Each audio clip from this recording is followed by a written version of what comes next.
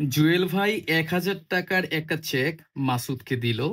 এখন মাসুদ দেখলো যে জুয়েল ভাই এই চেকটা লিখতে গিয়ে বেশ কিছু সুযোগ রেখেছে যেগুলো ব্যবহার করে মাসুদ এই চেকটা ট্যাম্পারিং করতে পারে। তো সে দেখলো যে এই ১,০০০ মাত্র এটার মাঝে বেশ কিছু গ্যাপ রেখেছে। সে এই এককে কি করলো, আপনার দেখেন একটা আকার দিয়ে তারপর রস্বইকার দিয়ে ৮১,০০০ বানায় ফেললো। আর এই ১,০০০কে ৮১ বানানোর জন্য আগে একটা ৮ দিলেই তো হয়ে যায়, তাই না?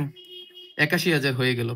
তো দেখেন এই চেকটা যখন মাসুদ নিয়ে ব্যাংকে উপস্থাপন করবে, তখন ব্যাংক কি করবে, এই চেকের পেমেন্ট করার জন্য যে আইন আছে সেটাকে বলে নেগোশিয়েবল ইনস্ট্রুমেন্ট অ্যাক্ট।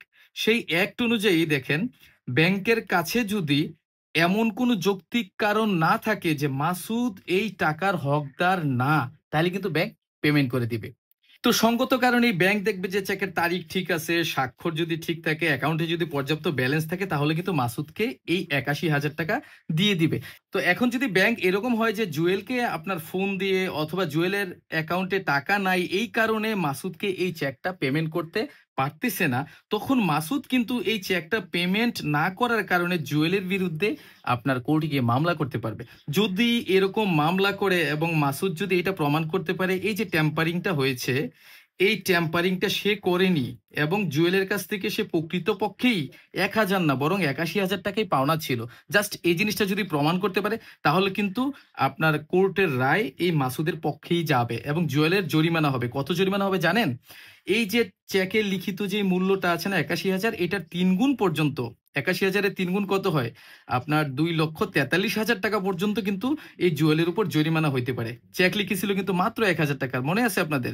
তো এছাড়া এই জরিমানার পাশাপাশি জুয়েলের কিন্তু ১২ মাস পর্যন্ত জেলও হইতে পারে। তো আপনাদেরকে বলছি, আপনারা এই ধরনের ঝামেলা থেকে রেহাই পাবেন কিভাবে? যখন আপনারা কাউকে চেক দেন, তখন এই যে এখানে টাকার অ্যামাউন্ট লেখেন না, এর আগে পরে যে গ্যাপগুলো আছে এগুলো এইভাবে আপনারা বন্ধ করে দিবেন। এগুলো কখনই গ্যাপ রাখবেন না। এই যে টাকার অ্যামাউন্ট তারপরে এভাবে বন্ধ করে দিবেন, এভাবে সমান চিহ্ন দিয়ে। পাশাপাশি এই চেকের যে মুড়িটা থাকে, এই মুড়িতে আপনারা যেই চেকটা তাকে দিয়েছেন সেই চেকটায় তার নাম তো লিখবেন, এখানে পেইর জায়গায় মাসুদ লিখবেন, কত টাকা দিয়েছেন সেটা লিখবেন, তারিখ লিখবেন, লিখে চেকটা দেওয়ার সময় উল্টা পাশে মাসুদের আপনার ২টা স্বাক্ষর রেখে দিবেন।